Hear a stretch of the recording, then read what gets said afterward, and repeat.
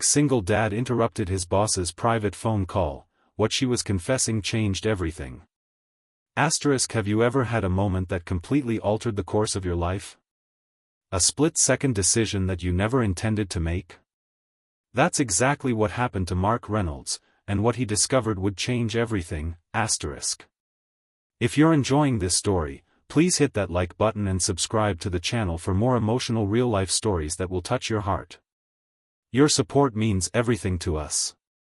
Mark Reynolds clutched his resignation letter tightly as he walked down the hallway of Horizon Publishing.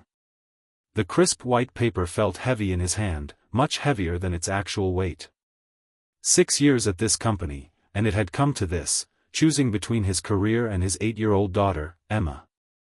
The publishing house had been his dream job once. He'd climbed from junior editor to senior content manager, working directly under Victoria Winters, the formidable executive editor whose reputation for brilliance was matched only by her cold demeanor. But lately, the demands had become impossible. Another late meeting scheduled for tonight, another evening Emma would spend with the neighbor who watched her after school. Another dinner he'd miss, another bedtime story unread.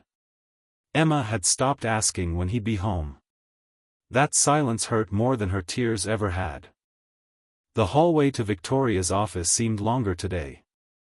Mark rehearsed his speech in his head. He wouldn't burn bridges, he couldn't afford to in this industry. He'd simply explain that as a single father, he needed more flexibility than Horizon could offer. 6 months had passed since Diane's death, and Emma needed stability, needed him present. Not a father who arrived home after she was asleep and left before she woke. As he approached Victoria's office, he noticed her door was slightly ajar. He raised his hand to knock when he heard her voice, not the clipped, professional tone she used in meetings, but something raw and vulnerable that stopped him in his tracks. "I can't keep doing this, Mom," Victoria was saying, her voice breaking. "I'm losing everything that matters." Mark knew he should walk away. This was private. But something in her voice, pain he recognized all too well, kept him rooted to the spot. "The board wants another 10% increase this quarter. Do you know what that means? More overtime, more weekends. I haven't seen Jacob awake in 3 days." There was a pause. "Yes, I know he's only 4. That's exactly my point." Mark's eyes widened. Victoria had a child? In 6 years, she'd never mentioned a son.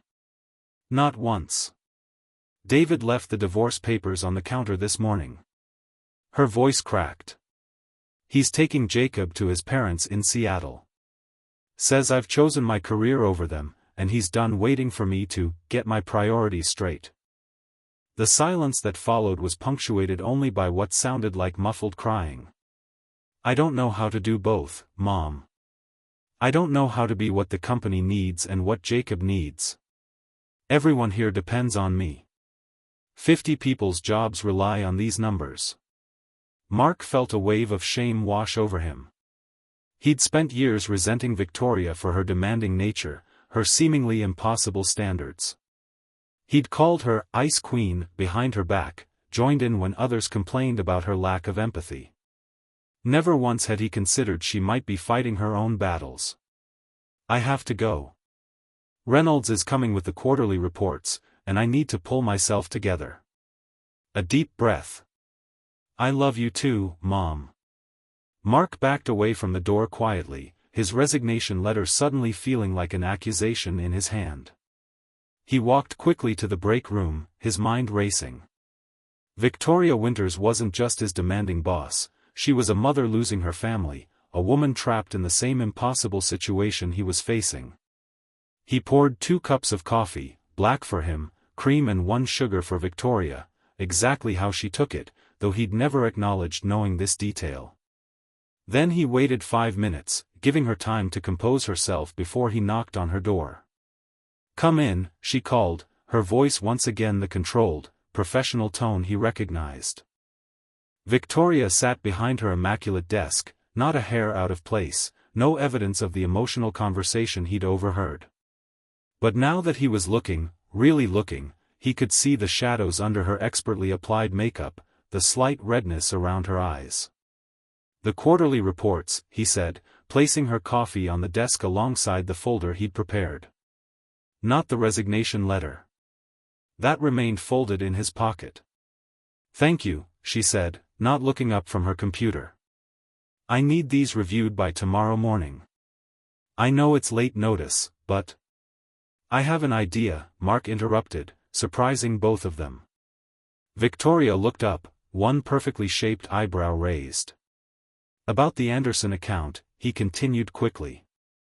"I think we've been approaching it all wrong. They don't need another traditional marketing plan.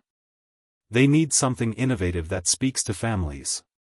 For the first time, Victoria gave him her full attention. "Go on. What if we created a campaign that acknowledges how busy modern parents are? Something that shows we understand the struggle to balance work and family." Mark's heart pounded. "I could have a concept ready by tomorrow, but I need to work from home tonight. My daughter has a science project due." Something flickered across Victoria's face, recognition, perhaps. Understanding. "You have a child?" she asked quietly. "Emma. She's 8. Her mother passed away last year." Victoria's composed expression faltered for just a moment. "I didn't know." "I don't talk about it at work much," Mark admitted. "It's complicated."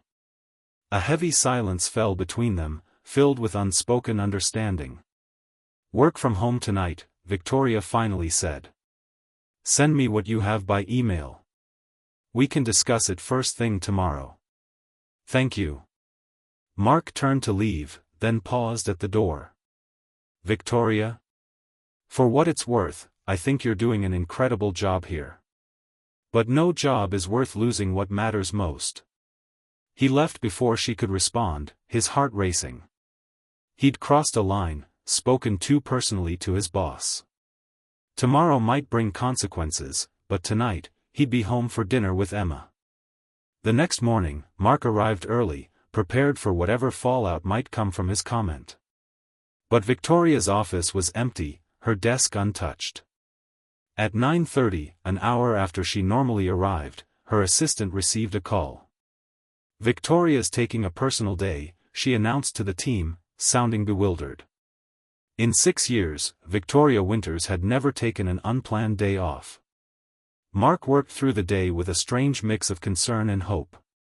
Had his words pushed her toward her family, or had he overstepped so dramatically that she couldn't face him? His answer came at 4:45 p.m. when Victoria walked into the office. She looked different somehow, still impeccably dressed, but with a lightness to her movements that Mark had never seen before. "Reynolds," she said, stopping by his desk. "My office, please." The team exchanged glances as Mark followed her, closing the door behind them. Victoria didn't sit behind her desk. Instead, she stood by the window, looking out at the city below. "I spent the day with my son," she said without preamble. "He's 4. His name is Jacob." Mark remained silent, understanding the significance of what she was sharing. "I called my husband and asked him not to file the papers yet. To give me one more chance to show him I can change." She turned to face Mark. "I don't know if it will work. I don't know if I can undo the damage I've done. But I have to try." "I think that's brave," Mark said quietly. Victoria smiled, a real smile that transformed her face. "I read your proposal. The one about balancing work and family. It's brilliant. Thank you. It's also exactly what this company needs internally." Victoria took a deep breath. "I'm proposing a new policy to the board. Flexible hours for parents. Work-from-home options. Childcare assistance." Mark stared at her in disbelief. That would change everything." "Yes, it would." Victoria's expression grew serious. "I need someone to help me implement it. Someone who understands both sides, the needs of the business and the needs of a family." I'd like to create a new position, Director of Work-Life Integration. The salary would be 15% higher than your current position, with flexible hours. Mark felt as though the floor had dropped from beneath him. You're offering me a promotion? I'm offering you a chance to help change this company's culture. To make it possible for people like us to succeed without sacrificing our families. Victoria extended her hand. Are you interested? Instead of answering immediately, Mark pulled the folded resignation letter from his pocket and handed it to her. Victoria looked at it, understanding dawning in her eyes. You were going to quit. I was choosing my daughter, Mark said simply. Victoria nodded, then deliberately tore the letter in half. Now you don't have to choose. None of us should have to. 6 months later, Horizon Publishing was featured in Business Weekly as a pioneer in family-friendly workplace policies. The article included a photo of Victoria and Mark presenting their program at an industry conference, alongside statistics showing improved productivity, decreased turnover, and record profits. What the article didn't show was the small framed photo now sitting on Victoria's desk, a smiling dark-haired boy on a swing, or the drawing pinned to Mark's cubicle wall, a stick figure family labeled Daddy and Me, in a child's handwriting. It didn't show the company daycare that had opened on the first floor, where Jacob and Emma sometimes played together after school while their parents finished work upstairs. It didn't show the monthly family dinners Victoria hosted at her home, where employees' children ran through the backyard while adults discussed both work and life. One evening, as Mark was packing up to leave at a reasonable 5:30 p.m., Victoria stopped by his desk. I never thanked you, she said quietly. For what? For eavesdropping on my phone call that day. At his startled expression, she laughed. The building has security cameras, Reynolds. I saw you standing outside my door. Mark felt his face flush with embarrassment. I'm sorry about that. It was completely unprofessional. It was, Victoria agreed. And it saved my family. Sometimes the most important moments in our lives come from unexpected places. She glanced at her watch. You should go. Emma's recital starts in 45 minutes. As Mark drove to his daughter's school, he thought about how completely his life had transformed in 6 months. He still worked hard, still carried responsibility, but now he carried it alongside his commitment to Emma, not in opposition to it. When he arrived at the elementary school auditorium, he spotted Victoria and her husband David in the third row, Jacob bouncing excitedly on his father's lap. Victoria waved him over to the empty seat they'd saved. Wouldn't miss it, Victoria said as he sat down. Emma's been practicing that piano piece at lunch all week. As the lights dimmed and the children filed onto the stage, Mark felt a profound sense of gratitude. For the job that now sustained him rather than drained him. For his boss who had become a friend. For the chance to be present for moments like these. When Emma stepped up to the piano, her eyes found his in the audience. The smile that lit up her face as she realized he was there, really there, not rushing in late or missing it entirely, was worth more than any promotion or paycheck could ever be.